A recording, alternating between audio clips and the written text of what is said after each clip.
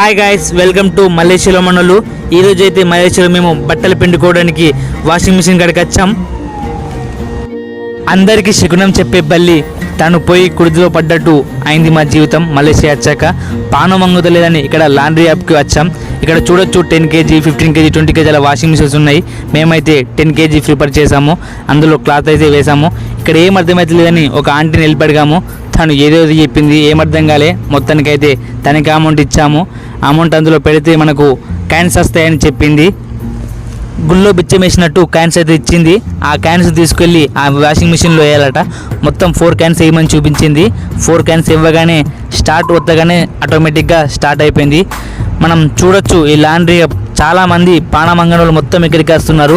అదే మన అంగలేని తనమే వాళ్ళకు పైసలు అని అర్థమైపోయింది.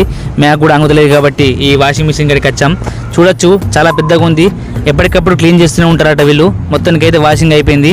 ఇప్పుడు మనం దీన్ని డ్రై చేసుకోవాలి. అందుకే డ్రై కోసం దీన్ని వేరే బకెట్లోకి తీసుకుంటున్నాము.